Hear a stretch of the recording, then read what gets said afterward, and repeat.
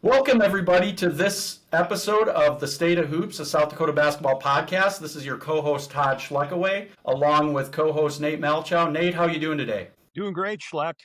Very excited for this podcast today. This is a long time in the making, and we are just thrilled to have our special guest, Jason Sutherland, with us today. Yeah, we couldn't be more excited. And Jason, we're honored to have you join this episode. When we talked about starting this podcast, we debated, okay, who can we get for our first legend of the game in South Dakota? And we asked around the state, we asked with basketball people, nobody's name came up more than yours. And so we just really appreciate you taking time to join us, Jason. Welcome. Well, thank you. That's an honor. If they threw me out there like that, that's pretty neat, especially with all the other people that have been such a big impact in the state.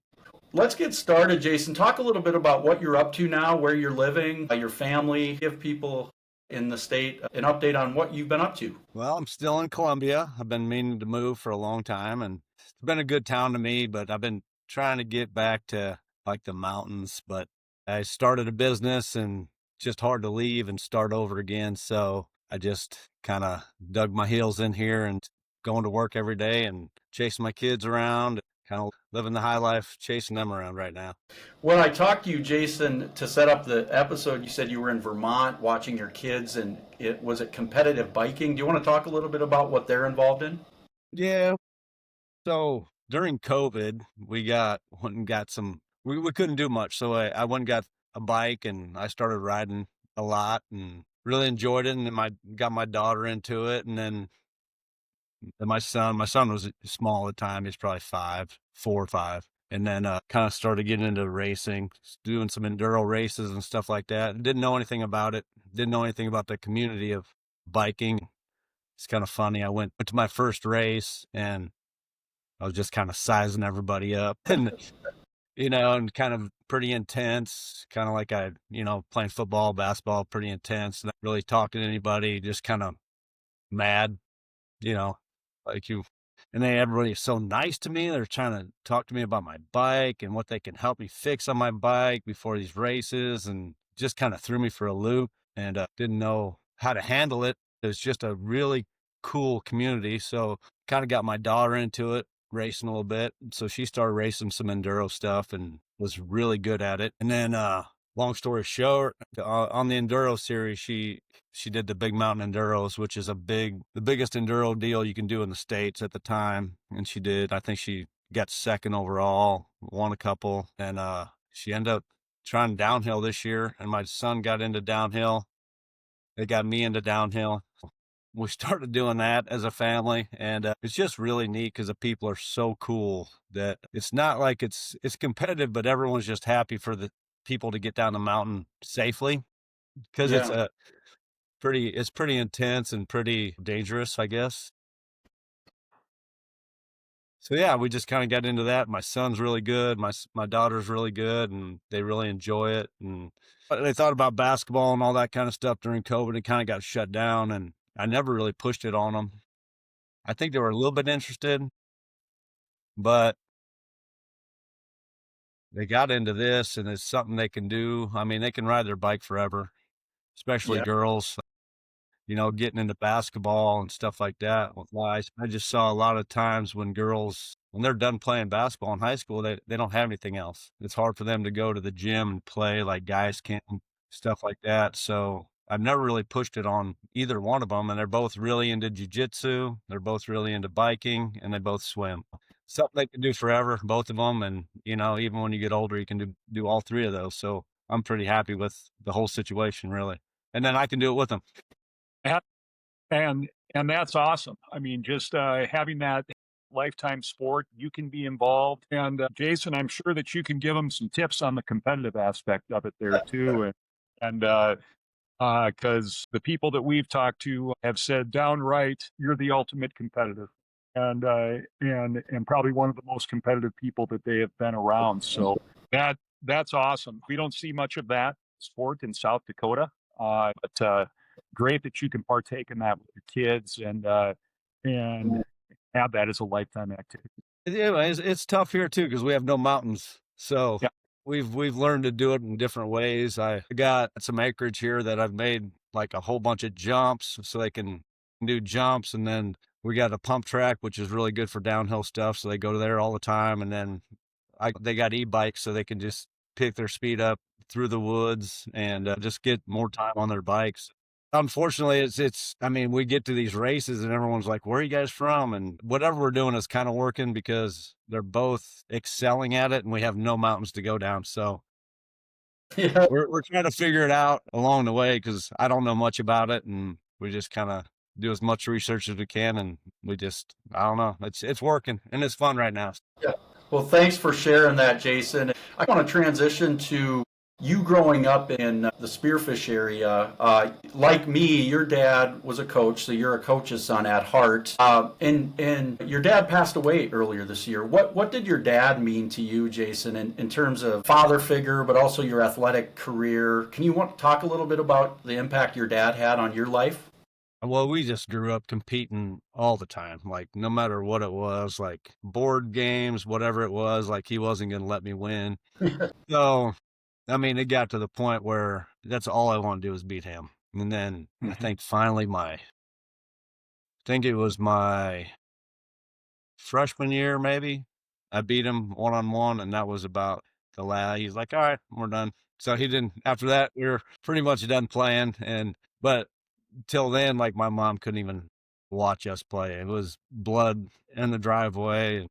I mean, diving for balls. It was like he was not going to let me win. And then finally, when we got to that point, he's just like, all right, well, you did it. So, I mean, it's just been competitive the whole time. And I just wish when I was younger, I would have listened to him more because, dude, it was my dad. He was telling me to clean my room. He was telling me to do all this stuff. So when he told me, if I would have listened to him more in basketball stuff or in my sports, I probably would have been a lot better just because, yeah, it's hard to listen to your dad when he tells you he's telling you to do everything, clean your room, pick this up, do this. And then when he's telling you to use your left hand, you just don't listen as much as you would have if it was somebody else. Jason, it's funny you bring that up because as a former basketball coach and working with my own kids and trying to teach them the game and doing that, there are times where my kids will tell me, are you my coach or my dad? And that's always kind of an interesting dynamic and being a coach myself and working with my kids. But I think when you're talking about that in that special relationship and just being competitive and everything, I think you talking about that really shows us the roots in that competitiveness that you've been known for in your career. You talk about being on the driveway and diving for loose balls and just flat out competing every play. It sounds like that had a big impact for you growing up. For sure. That's all we knew, And that's why when I got back to this biking stuff, I was like, man, these guys aren't trying to sabotage me or trying to, wishing bad on me. It was just like when you have a team, then you're going in, you got your team and you go in and you're doing everything you can to win. But man, this was just different. It was eye-opening. Like I'm not used to it, but growing up, I think there was such a benefit to me to have my dad, especially the sports I was in, football, basketball, track, all that kind of stuff is just, I mean, it made me a better, I think person as far as probably not a better person at the time because I probably didn't care about people as much as I should have. But I mean, as far as later on in life, going to work every day and figuring it out and just flat out working.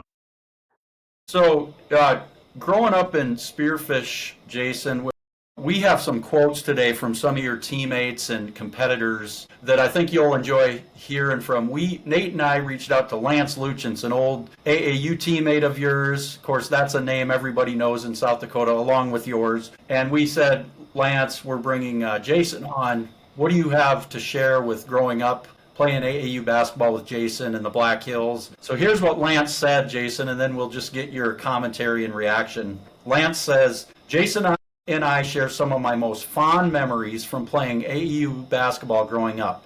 From Seattle to Syracuse to Orlando. Here's what's crazy. My best memories are driving across the country in his camper and playing tennis together at every campground. And then Lance ended, you tell him to this day, I have not seen or do not know a better athlete to come out of South Dakota than Jason Sutherland.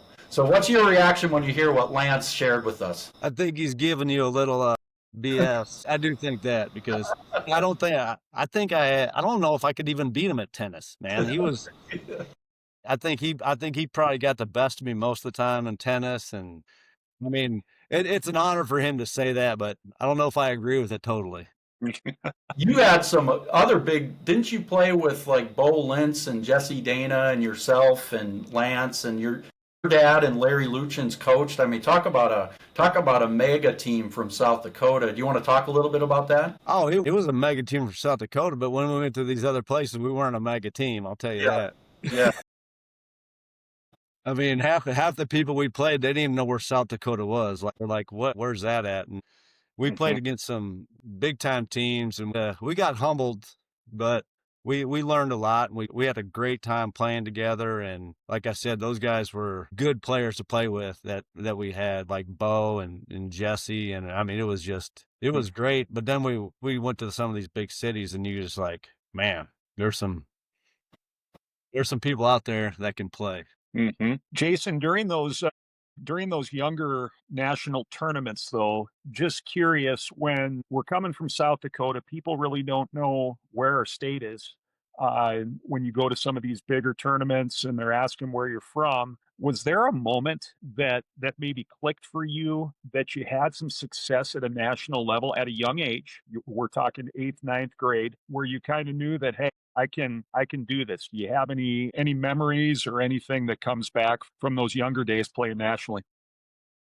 You know, when we were younger, I don't think any of us that went on those trips thought anybody could beat us. I mean, I think we were just dumb kids from South Dakota. I don't want to say farm kids, but just kind of different than most everybody else. I mean, we thought we were good, and it didn't matter who we went in there to play with. You know, we thought we were going to win, but you know, when I got a little bit older, you always wonder, you know, can I play at that level? Can I make it? I mean, you put the time in, and I think everybody always has a doubt, but I think you have to, because if you don't, then you're not gonna put the time in. You're not gonna work hard and do all that. So I think it's good to be nervous and kind of doubt yourself a little bit, and I think it just makes you work a little bit harder. So you played, Jason, your freshman year at Spearfish High School. Remind me, was Toby Bearclaw the coach, or who was your coach that year at Spearfish? Toby was the head coach. Tim Gusso was the assistant. So I was playing with like TJ Gusso and Ryan Martin, Nick Munt, Mateau Standing High. I thought we were pretty good at the time. We shouldn't have got beat by Belfouche. They came in and stalled the whole game by 1 point, but it was kind of devastating to us and the town, especially me leaving when I had a bunch of guys coming up that my younger guys I mean, guys my age, we were so good. Like Jesse Dana and Joel Linsengraff. I mean, I don't think anybody could beat us. I mean, I think one team scored on us the whole year. It was like the last play of the game of the year, and we were so mad just because somebody scored a point on us. I mean, we had a lot of good athletes, and you know, and it all got broke up when Jesse went to Central, and then I went to Watertown. Before Larry Luchins passed away, Jason, Lance and Larry collaborated on a book, and I went back and read this chapter where Larry talks about the best game ever played at the Kuster Armory was when you were a freshman at Spearfish and you played down at Kuster. Lance would have been, I believe, a sophomore. I think it went overtime or double overtime. Larry said in his book that it's the best game ever played at Kuster. And do you have any recollection of that game by chance? I really don't. I mean, I was a freshman. I was just probably don't remember. I was just happy to be playing. And the only game I remember as a freshman is the one in Spearfish when we got beat by Belfouche. Yep. And that would have been with Mark Norrie, who's, by the way, Mark is the AD at Black Hills State now. Was Mark on those teams? Is that a name you remember, Jason? I think he was my age, so I don't know if he was playing varsity when he was a freshman or not. I can't remember. Yeah. Yeah, it's when you remember going back, the correlation, Jason, that you're talking about too. I remember some of the big wins when I played, but those tough losses, man, those are the ones that whether I was playing or coaching, those are the ones I can remember. And especially when I was coaching, because I can look back and I can remember the last minute out of those. The times where we had success or state championships, I can't recall much of those, but it's the tough losses. And I think kind of what that does in the mindset of a competitor is it motivates you to want more and to do better and to kind of keep that. So coming from your angle there as a competitor is a cool story. They sting a little bit more. Yeah. Yes, they do. So let's now transition, Jason, to, you moved to Watertown. And I don't think that's easy for any kid, especially a high school kid who has to, move. So after your freshman year, you make the transition with your family to Watertown. What was that like, moving to a new city, eastern South Dakota, going up to the AA level? Talk a little bit about what was that like for you and your family and your sisters to uproot yourself at that time? I got to give it to my parents to do that, and my sisters to go along with it. I think it was good for all of us. I think Spearfish would have been great too, just because, man, the guys I had there were pretty awesome. But coming in there was another one of those deals where I was nervous, and I'm like, can I play? I mean, I think that's when it started. Well, am I going to be able to play here? Am I going to be able to do that? I mean, you had legends there. Ryan Lance was there. Everyone was talking about Heath, and then you had Brian Norberg and Jamie Hansen, like these, and they didn't want to see. I don't know if they wanted to see me come in, and they hear about this guy coming in, and they end up. I think it took a little bit while. I had to prove myself, but I think it ended up being pretty good my sophomore year. Wish it would have been a little bit better, but we got beat. I can't remember who beat us. But yeah, it was tough for me coming in at first, but then once we started rolling, it was great. I mean, I couldn't have asked for a better place to play. I mean, I think I remember those days more than my college days, just because, and that place it was like a small college, and it was just unbelievable atmosphere. Jason, I got to bring this up because when you were there, 1990, 91 would have been your first year in Watertown. I was a seventh grader in Aberdeen going to every game with my parents. I had some brothers that were a little bit older than you that played and everything. In Aberdeen, that's what we did. We grew up going to the Civic Arena, going to watch basketball, legendary venue. And I just remember kind of the talk of the town was Watertown had a great team that year in 90-91. You were a sophomore on that team. There were some seniors that were really good, but the person they kept talking about was this new sophomore named Sutherland. And I remember going to the state tournament, which was out in Rapid City that year, and quarterfinal game, we have the Arrows playing Heron, and this story was brought up with some of your contemporaries that we talked to as well. Jason, I had never seen you play before. Like I said, I'm a middle school kid watching the game. You get the ball out on the right side, and I have not seen a play like this before. You elevate, you jump over the guy, hammer it, and they call a charge. And everything in that play happened so quickly. There was no replay. There was nothing on Jumbotrons. It was a bunch of us looking at each other saying, what the heck just happened? And he did that, and the crowd just, I mean, it about blew the roof off in a 1:00 game. Do you have any recollection of that play at the state tournament? I do have that one, and I think the only thing that was going through my head is like, I'm gonna dunk this because I probably won't have another opportunity. By that time, like nobody really saw it much, and so I think the refs and all that, they just didn't know how to handle it. They didn't know what to do. But I think the main thing was I was just like, every opportunity I got, I wanted to try to dunk it because there wasn't that many. Well, that was, in my opinion, Class AA because there was no social media, there was no television. Watertown, Aberdeen, we weren't in the Sioux Falls market getting those things, but the basketball community saw that play and said, hey, we got something different right here, man. We haven't seen this before. And for a lot of us kids my age, that's a memory we still talk about. So thank you for that for that basketball memory, Jason, and being able to watch that. Well, I appreciate that. Well, let's stay on this dunk theme for a little bit, Jason and Nate. Jason, we reached out to two of your former teammates at Watertown. First one is a friend of mine and a friend of yours, Lonnie Struckman. Shout out to Lonnie. His financial investment firm is a sponsor of this podcast, but I'm just going to read what Lonnie and Brian said about your dunks, and then you can react. Lonnie Struckman says, everyone remembers the dunk Jason had in the state tournament versus Heron, but there are so many. He naturally floated and leaned with every dunk. It was so effortless. He wants us to ask you about two. The first one is the Heron one that Nate just mentioned. He called it a Jordan-esque dunk set from straight on, and you jumped over the kid from Heron 3 to 5 inches of space above the kid's head. The other one he wants us to mention, Jason, is there was a dunk when you guys played Marshall, Minnesota, where you caught a lob from inside the half-court line and hammered it, hung on the rim, was able to get the Watertown faithful riled up. And at the time, Lonnie says Marshall, Minnesota was #1 in Minnesota, Jason. So those were the two dunks Lonnie mentioned. And then I love this one by Brian Norberg.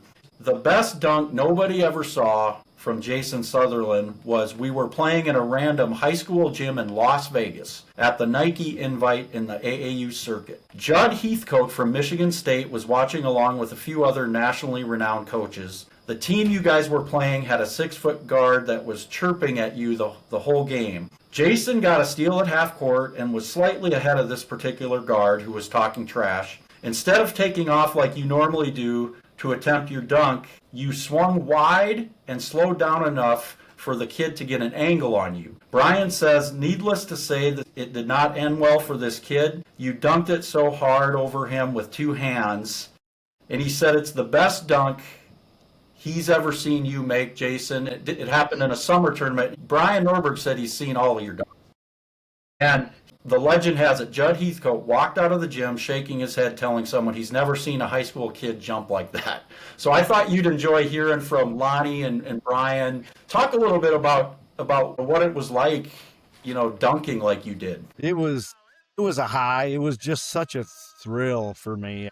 It was just I don't know. It was kind of like, I couldn't get enough of it. Almost kind of, I guess, like a drug. I mean, you just wanted more and you wanted more. And it was so much fun. And they gave so many people pleasure, especially in South Dakota when you don't see it that much, where, you go to St. Louis or, Atlanta, you'd probably see it all the time.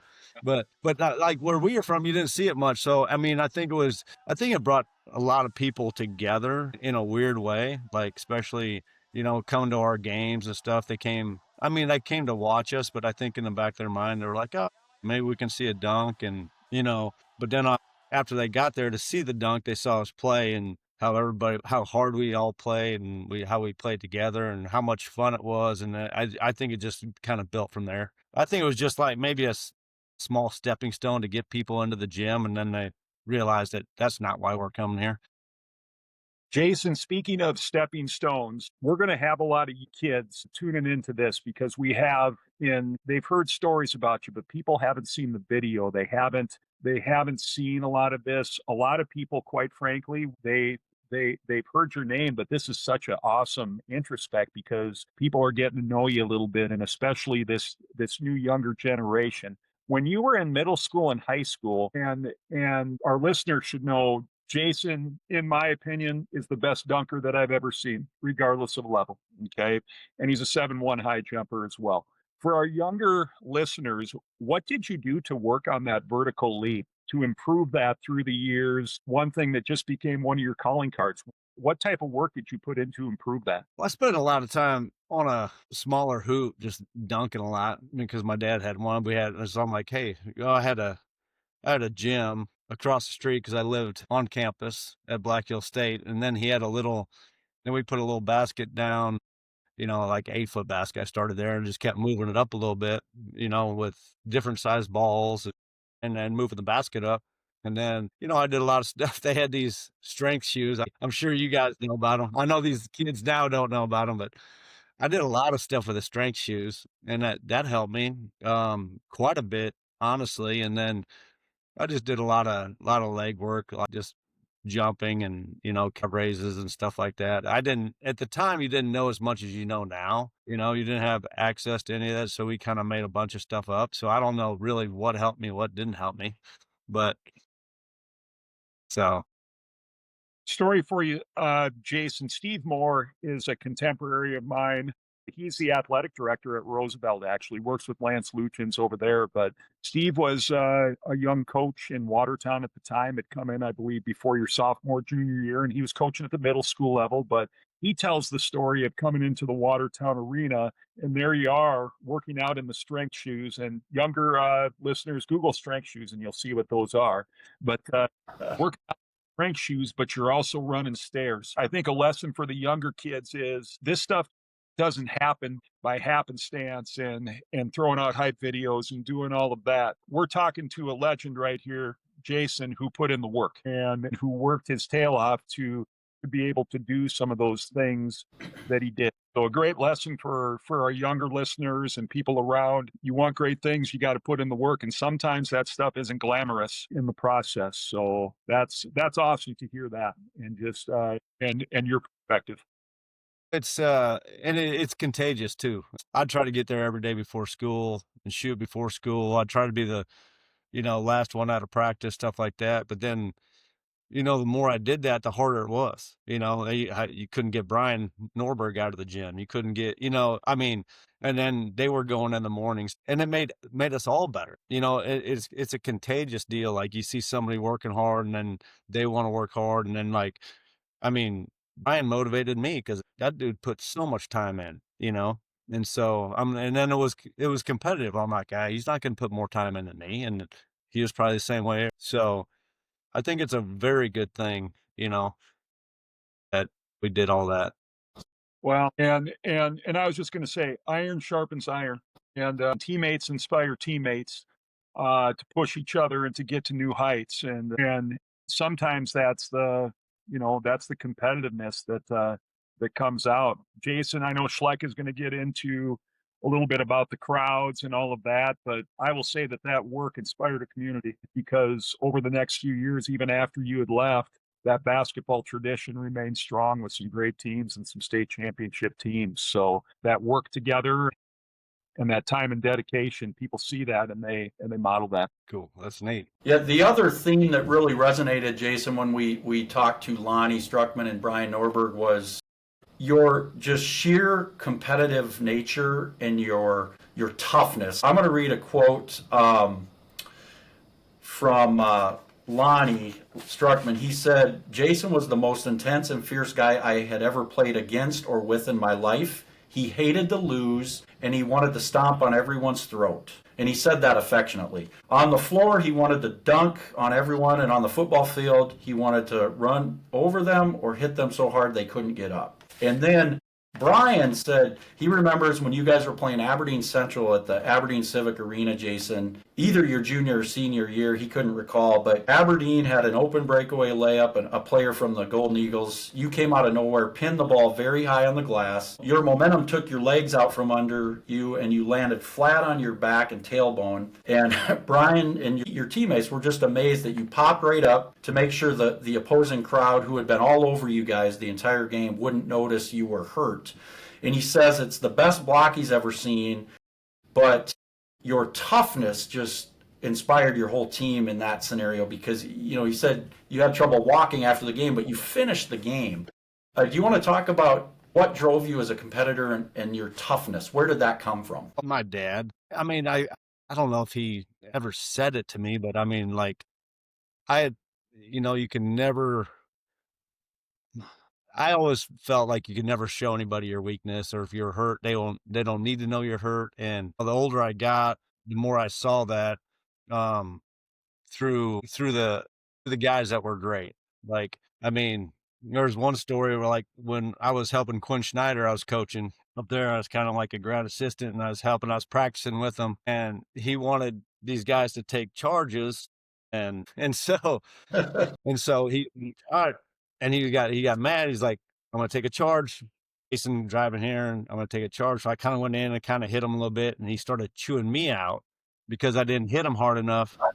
And so I'm like, "All right, well, I don't want to. I mean, I'm over this. I'm done playing. I'm like, I don't want to get chewed out by the coach. I mean, I hit him so hard. He popped right back up, and and then all of a sudden he disappeared. Like, nobody knew our coach was. Well, he was down in the training room because he messed his back up so bad. He was out for like 2.5 weeks or something like that. And I was like, man, but nobody in that gym had any idea that he was hurt. And it just motivated everybody else. And, they ended up having great practice and we had a good year that year. But I mean, it was just kind of like you can never show anybody that weakness. And even if you are hurt, I mean, I'm not saying that's the way to do it, especially nowadays with concussions and all that kind of stuff. Cause I think I probably did some of that too much as well. But now that we know more, I think at some point you can still be tough and not jeopardize your health. Good call. For those of you in our listenership, Jason, recollecting that story with Quinn Snyder, former Missouri head coach, and Quinn was a multi-year starter for Mike Krzyzewski at Duke back in the 80s, and now I believe he's coaching or is recently coaching the NBA. But hey, it all comes down to fundamentals. All those guys are still working on taking charges. I love it. That's a little ESD toughness there, Jason, on those drills. Well, as we close out the Watertown discussion, Jason, what are your memories from the 92 state AA championship team that you propelled along with your teammates and Coach Uveling to a state AA title? Any memories from that team or that season that stand out to you? Well, we were really good. I mean, Tim Silliman was unbelievable. Lonnie played a big role. Travis Torgerson played a huge role.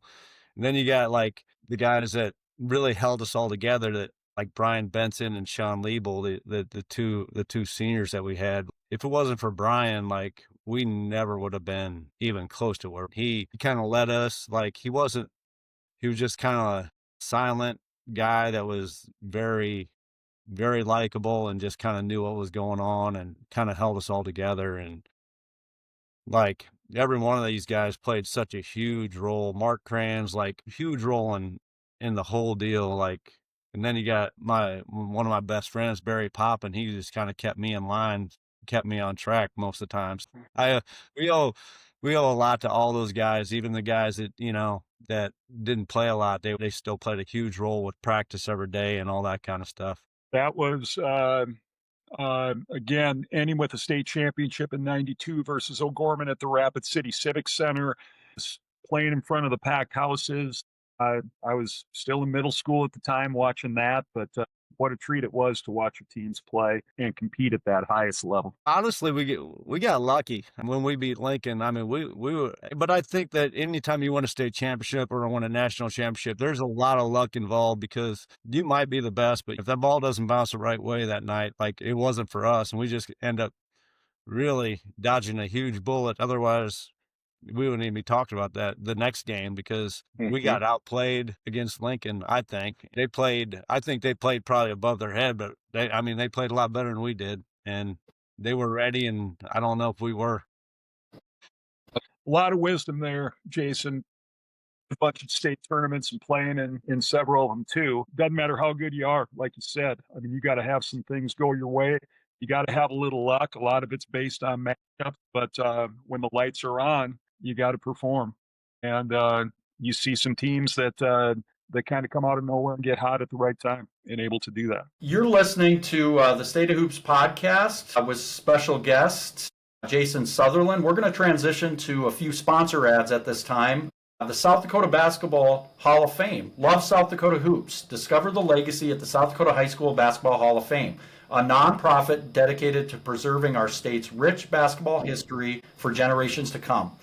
Visit incredible exhibits at the Sanford Pentagon in Sioux Falls and explore stories, milestones, and legends online at www.sdbbhof.com. From iconic players and coaches to unforgettable teams, this is South Dakota basketball. We also want to recognize Park Bench Tournaments as a sponsor of the podcast. If you're looking for the ultimate basketball experience in the Black Hills, look no further than Park Bench Athletics, your host for premier youth tournaments all winter long. Join Park Bench Apparel for epic events starting in December and going through April. With over 100 teams from the upper Midwest at each tournament, there is a perfect competition for any level. Check out Mount Rushmore in the Black Hills or hang out at the Watiki Indoor Water Park with your team when not playing. Sign up today at parkbenchapparel.com or find on Tourney Machine and let the games begin. Give and go. All right. As part of our Give and Go series on this episode, we want to ask Jason some questions about what life was like on the road in the ESD. Nate, you're an ESD guy from Aberdeen Central, so I'm going to let you lead this discussion on any memories Jason has playing in some of these iconic venues in the ESD, some of your rivals. Go ahead, Nate. I'm going to start it out and I'm going to get to the point. Where were the toughest places, Jason, that you played in that ESD conference during your time with the Arrows? Any memories that come to mind, but what were some tough places? It wasn't easy going anywhere. I mean, Brookings was tough. Even Pierre was tough. Like Pierre had a couple kids that were pretty good. And then you always got Mitchell with, Ryan Miller and then Aberdeen with Klein. I mean, those are obviously. Heron was loaded. I don't even think there was an easy place to go. I'm trying to think, maybe at the time, probably Yankton maybe, but I mean, Yankton still had a couple. I mean, you still couldn't go in there and not be ready to play at the time. I remember going to Pier. I mean, the fans chased us out of town with the bus, egged the bus and all kinds of stuff, which was, they were sitting outside of the restaurant when we ate. And then, there was cars that followed us out. It was pretty cool. How did those crowds being on the road as a competitor inspire you to step up your game? I just remember watching again at the Aberdeen Civic Arena, and the crowd would be into the game, and both teams are making plays. And maybe there's a lot of things that were said and done at that time that we would just not allow today. And everything too. It made those environments. But how did that, as a competitor, maximize your level of play? What's going through your head, and what's going through your competitive foray during that time? I enjoyed it. I really enjoyed it. It motivated me, and I think there's a few guys that were on our team that were kind of shell shocked at first, and then I think all of a sudden they learned to just take it in too and really enjoy it and learn to channel it the right way, which I was lucky enough to have my dad be around college basketball, him as a coach. So I could see that, and I could see it happening. So I think he prepared me for that. Like, you're going to, if you're good enough, you're going to get booed and they're not going to like you, and you got to take that in. And, if you let that affect you, then it's going to, it's going to hurt you. I had a jump start on it just because my dad was able to go over that with me, where I think some of the other guys didn't. But man, I tell you what, they took it on like real quick. It didn't take them long because they loved it too. They enjoyed it, and they're like, they couldn't wait to go to those places. Well, and they were on the train with you. And I can tell you one thing with those arenas back in those days, to a degree, when we were even going through, I'm 3 years younger than you, but going to those arenas, people are lined up. A lot of times they're packed halfway through the JV game. And by the sophomore game, if you didn't even get there, you're not getting in to those. Well, what I remember, I think when I was there, I think the freshmen I think the JV played, and then the freshmen played, and then the varsity played. So the freshmen were playing in Watertown, they were playing in front of like 4,000 people. Yeah. And because I think, didn't they do it that way? I'm pretty sure, because they wanted the JV kids to be able to rest up for the varsity games. Yep. JV played first, and then I believe sophomore freshman game was either second. So those kids you talk about being shell-shocked. Jason, that's on you, man. I mean, they're coming to watch you and the Arrows play, and these 14-year-olds are getting to play in front of. Well, yeah, but I think it was so good for them, because so later on, our senior year, when they got older, all these kids got to play in front of all these people, so all the pressure was just so different than it would be not playing in front of everybody. So I think it was, the fans though at Watertown it was just crazy. But it was everywhere. The whole ESD was like that. You went to. People were lined up when in Aberdeen and Heron. That place was every place was packed. It was Well, crazy. I got to bring up an Aberdeen Central Civic Arena story with you, Jason, here. And it might have been when you were a junior or senior, but in Aberdeen lore, it's still recalled as the Immaculate Rejection. And I don't know if it was you or Silliman who went in for a play at the end of the game. We had a center named Jesse Matson at Aberdeen, strong, 6'4", 200-pound center, went in, blocked the shot, and it went off the floor and came up and went in one of the last seconds of the game. Do you recall that game at I all? do. I think that was Tim. I think that happened Okay. to Tim. And so I do remember that. It might have been me, but I remember seeing it. So I don't know when you say that. So, Well, you had the stage set, you had a packed house, you had a game going back and forth, and it comes down to this play. Somebody had it on video somewhere a couple years ago, but I couldn't find it. But again, if this play would have been in this day and age, you'd see it on Sports Center at night in a top 10. But because we're away from South Dakota media, it takes place at the Civic Arena. I mean, my buddies, all of us that played at that time, we still talk about that. And I just remember that our Aberdeen crowd just went silent. We couldn't believe what we saw. And of course, Watertown, yourself, you guys are just fired up, and that's how the game ended. Stuff of legends. And I knew you were a part of that. so Aberdeen had that little balcony, didn't it? Had that. Yeah. See, Yep. that was one of the coolest little gyms, just packed. Talking about going and playing in front of those crowds in the ESD back in the 90s and jumping ahead a little bit to playing in the Big Eight and doing that at Missouri. How did that help you transition to college when you saw even bigger crowds, possibly more volatile crowds, but having that experience in high school? How did that help you down the road? Well, really, it helped a ton just because I wasn't like shell shocked at all. I mean, like when you went to some of these places, you'd go to some of the big places, there's 20, 25,000 people. I mean, that was a little bit different, but not really. I mean, it's the main thing when you walk in there, it's like, oh my gosh, but I didn't have that because we were a Watertown, and then you go to state championship, you play in a bigger arena there. Then it was pretty much packed there. So it wasn't horrible. And then once you start playing, you don't really think about it as much, but it helped a lot. Like, cause I know if I would have been playing in front of 1,000 people and then the first couple games I went to and you're in front of, 14, 15,000 people that are heckling you and don't like it, it's pretty tough. That's great perspective. Thank you for the ESD discussion. Both of you are proud ESD alums. We're going to transition to two more sponsor ads. Charles Schwab, looking for trusted financial guidance close to home? Visit Charles Schwab, Sioux Falls, South Dakota branch, your local investment firm. Led by Lonnie Struckman and Zach Hansen, financial consultants with over 25 years of combined experience, their team is here to help you reach your financial goals. Whether you're planning, investing, or just have questions, Lonnie, Zach, and their team put clients first every time.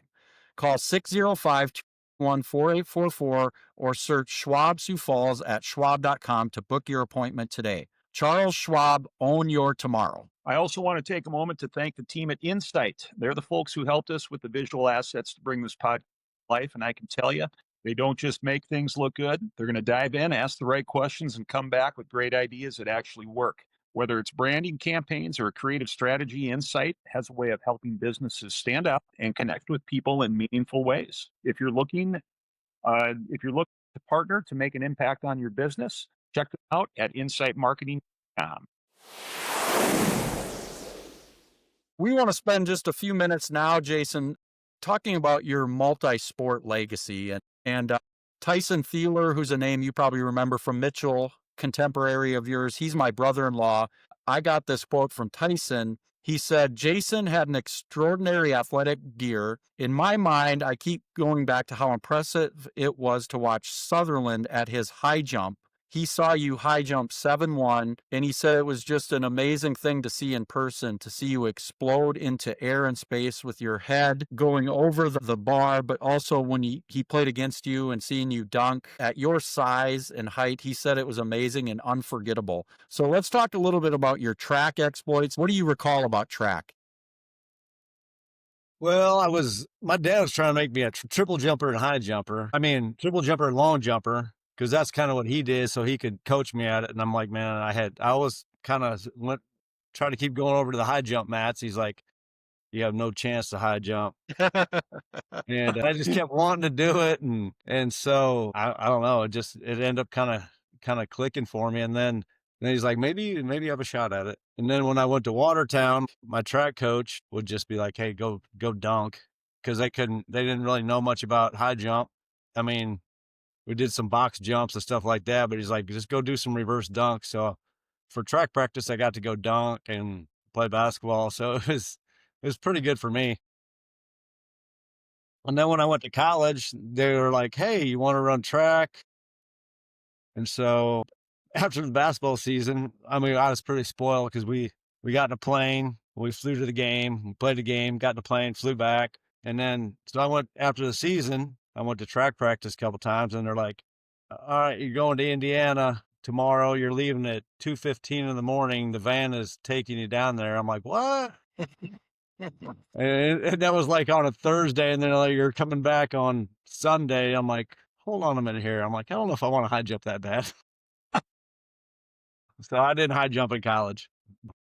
Now, what a lot of people don't know is that you were pole vaulter as well in track too. How did that go for you, Jason, as a pole vaulter, and where did you find that niche? Man, I think that niche is kind of like the same thing as like a thrill seeking deal. Like I just kind of enjoy that kind of stuff. So, I mean, I kind of got a pole in my backyard at one point, and I was just kind of trying to go over things. And so when it kind of came to doing it, I was like, let me try it. I mean, didn't know much about it at the time, but my dad kind of pole vaulted with steel poles back in the day. So he kind of tried to show me how to do it and kind of teach me a little bit, but I don't know, just kind of came about, and it was fun. And I didn't have to run much in track when I had pole vault and high jumps.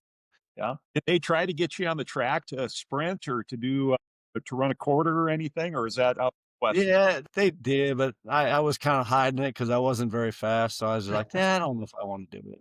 So I gotta tell our viewers here too that that Jason has a jump of 7'1", I believe, back in 1992.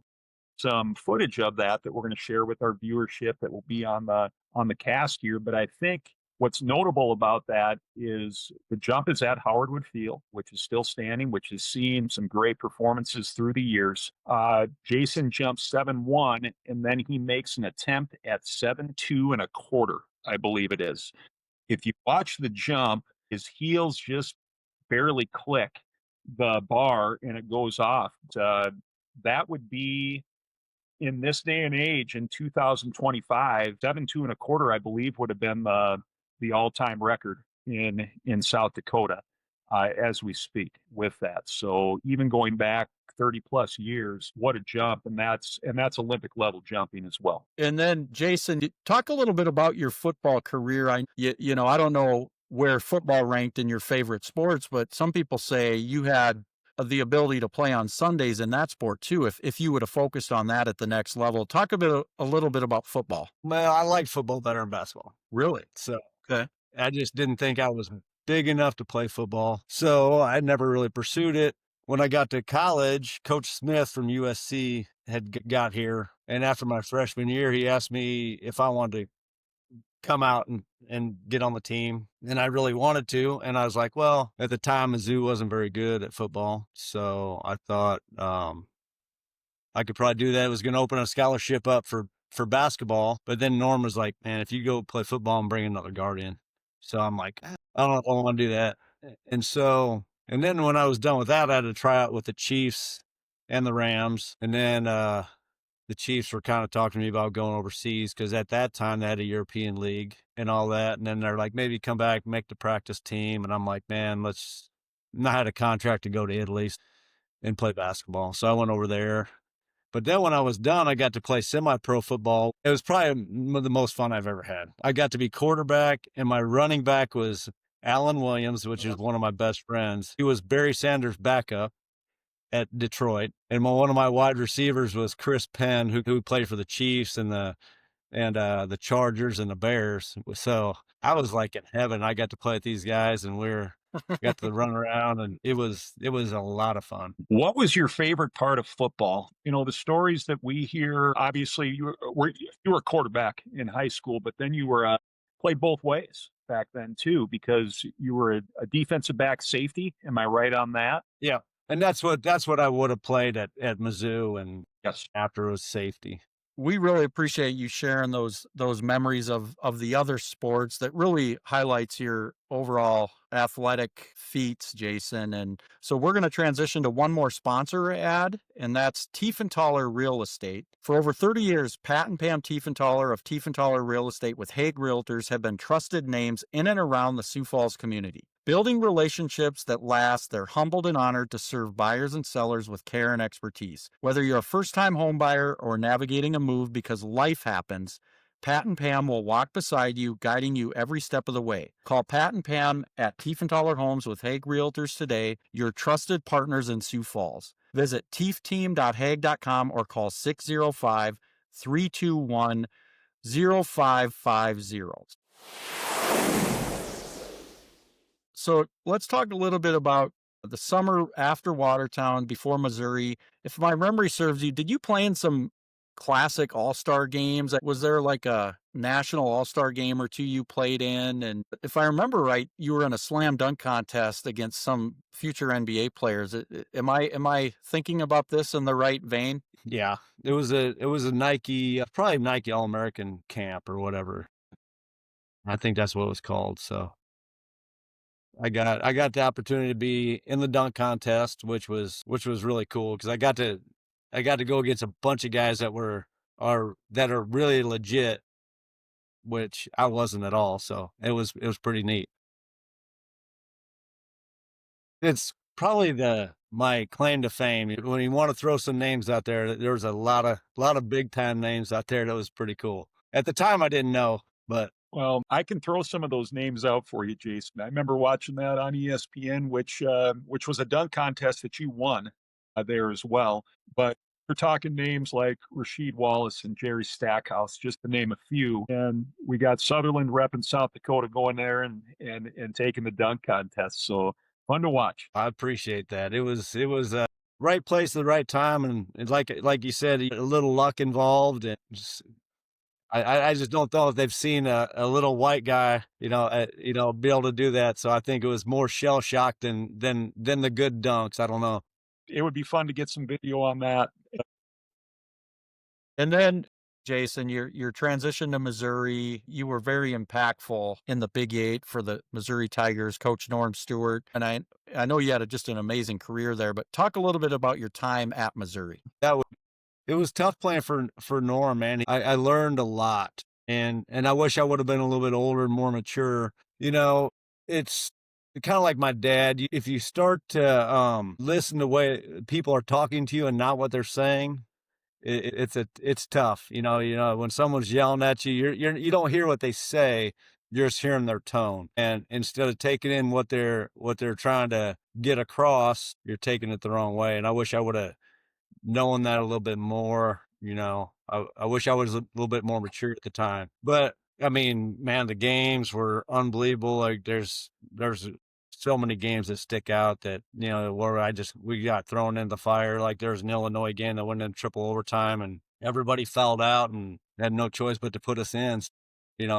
Derek Grimm looked at me. He's like, "Oh my gosh, we're going to have to go in." And I'm like, "Well, yeah." He's like, "We can't screw anything up. I mean, they can't take us out." So we just went in and we played and, pulled that off. And I think that was kind of the start to it.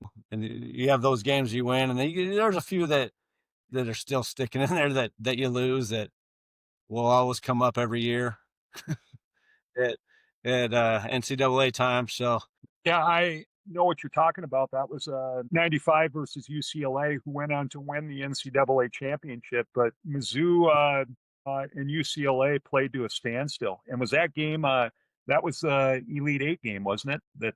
No, I think that was a Sweet 16. And if we would have won that game, the funny thing is, would have played, probably would end up playing Arkansas, who the year before beat us by like 52. Yeah. And I think we would have played them in the Elite Eight. But I think that goes back to, you have to have the ball roll the right way, and they end up winning the national championship when they almost got beat by us. We weren't even supposed to be there, but that shot was crazy and everything happens for a reason. And I've had shots where I've been on the other side and we've won. I just wish we would have won that one. I mean, that was a little bit a higher level, a little more at stake at that time. Yeah. Jason, you're well known in history for having against the Kansas Jayhawks and a fierce rivalry back then in the Big Eight. Tell us a little bit about that experience at the Jayhawks during that time. That's a tough place to play. They never, I got this, I stick by this all the time. They never beat me at home. So every time they came to Columbia, they never beat us once. We beat them there one time in my freshman year when we had Melvin Booker and them, and we had a pretty good team. We beat them there, but they never beat us once at home when I was here. And I think they were ranked one in the top 5 every year. And that's a streak that the Mizzou fans still talk about. We hear about that up here, that during your tenure, the Jayhawks never beat you at home. Yeah, that's amazing to be considering talent that was on the floor, both teams at that time. Yeah. It was a tough place to play, though, man. That place was, it was hard to go in there. Well, thanks for sharing your experiences at Mizzou, Jason. And as we wrap up here, what do you hope people in South Dakota remember about your basketball career, your athletic career in the state? Because very few athletes in the history of South Dakota, and this is not hyperbole, do people still talk about decades later, in this case, 32, 33 years later. But Nate and I can attest, Jason, I mean, your name is still talked about all the time in South Dakota, in our circles. So what would you like your legacy to be, I guess? I would like to be like the guys that meant the most to me that I played with, enjoyed playing with me, and hopefully they could see some good things in me, because I probably didn't treat them the best at the time because I probably thought I was better than everybody else. I think that's part of it, growing up and at that time when you don't know. But looking back, I think the most important thing is the camaraderie you had with your guys. And because if it wasn't for any of them, then we wouldn't have been on the stage that we were. I mean, you can't win by yourself. And I think at the time I might have thought I could. I don't know. I mean, looking back, I know without Tim Silliman and Lonnie and Mark Kranz and all these guys, Brian Benson, man, we wouldn't have even been close. And even Coach Uveling, man, we butted heads all the time. And I think I looked at myself more than everybody else. And I think if you can get that across these kids now that are playing, like there's a bigger picture that is out there. And at the time, I mean, you think the whole world's revolved around you, but it's not. And when you look back on it, you're like, man, I just hope that they had a good time and they could see some good in me if I gave them anything, some good memories. And Jason, your teammates that we have been in contact with revered that time playing with you, and just I get chills just hearing about the relationship that you had with your teammates and talking about the good times and the fun times.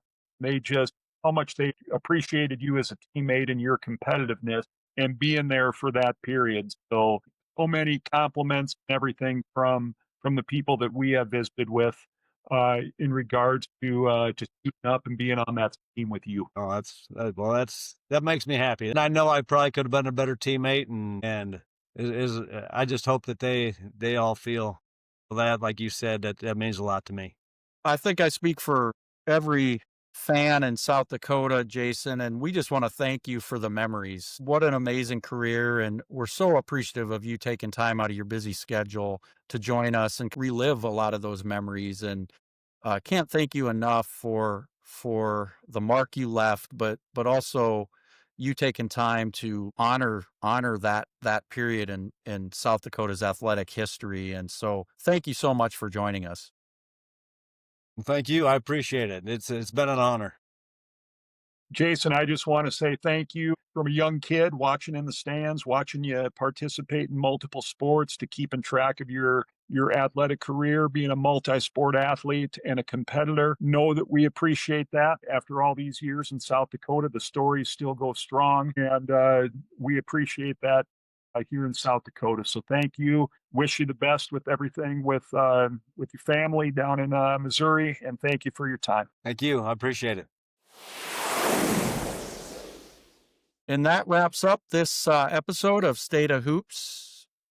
Thank you again to special guest Jason Sutherland for joining us. And just a reminder, you can subscribe to the podcast on YouTube, Spotify, Apple, iHeartMedia, and Amazon Music. And you can follow us on YouTube, Instagram, and X. Thank you again to our sponsors. Until next time, yours in hoops, Todd Schluckaway and Nate Malchow.